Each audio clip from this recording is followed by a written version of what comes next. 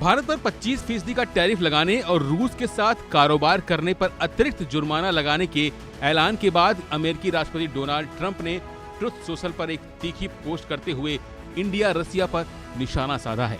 उन्होंने एक बार फिर भारत को दुनिया में सबसे ज्यादा टैरिफ लगाने वाला देश करार दिया है। इसके साथ ही उसके रूस के साथ कारोबार को मुद्दा बनाते हुए लिखा कि इन दोनों देशों की अर्थव्यवस्थाएं मृत हैं। ट्रंप ने सोशल साइट ट्रुथ पर लिखा कि मुझे इस बात से कोई फर्क नहीं पड़ता कि भारत रूस के साथ क्या करता है। मुझे बस यही फर्क पड़ता है कि वे मिलकर अपनी मृत अर्थव्यवस्था को कैसे गिरा सकते हैं। हमने भारत के साथ बहुत कम व्यापार किया है। उनके टैरिफ बहुत ऊंचे हैं, दुनिया में सबसे ऊंचे।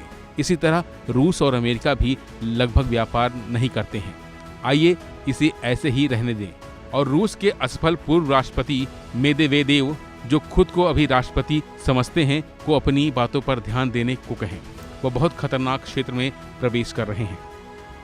वहीं ट्रंप के इस बयान पर नेता प्रतिपक्ष राहुल गांधी ने मोदी पर पलटवार किया है। उन्होंने कहा कि प्रधानमंत्री मोदी केवल एक व्यक्ति अडानी के लिए काम करते हैं। साथ ही उन्होंने कहा कि आज भारत के सामने मुख्य मुद्दा यह है कि सरकार ने हमारी आर्थिक, रक्षा और विदेश नीति को बर्बाद कर दिया है। वो इस देश को बर्बाद कर रहे हैं। इसके साथ ही राहुल गांधी ने और कुछ क्या कहा, आप खुद सुनिए। Please don't try and digress the issue.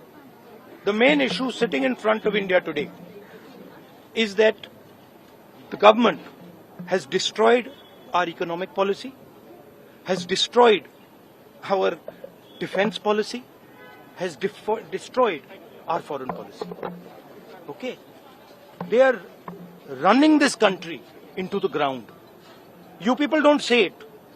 You people want to talk about other issues, right? But they are running this country into the ground. Prime Minister एक ही व्यक्ति के लिए काम करते हैं, अदानी। सारे के सारे स्मॉल बिजनेसेस उड़ा दिए। आप देख लीजिए, ये डील होगी, ट्रंप डिफाइन करेगा ये डील कैसे होगी, और मोदी वही करेगा जो ट्रंप कहेगा। वहीं अमेरिका की ओर से भारत के निर्यात पर 25% टैरिफ लगाए जाने की घोषणा का गहरा असर गुरुवार को सुबह भारतीय शेयर बाजार पर देखने को मिला।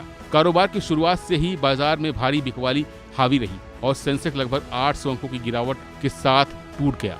निफ्टी 50 भी 24,650 के नीचे फिसल गया, जिससे निवेशकों की चिंता और बढ़ गई है। फिलहाल के लिए बस इतना ही। बाकी अपडेट के लिए बने रहिए वन इंडिया हिंदी के साथ।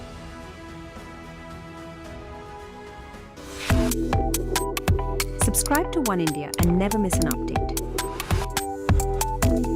Download the One India app now.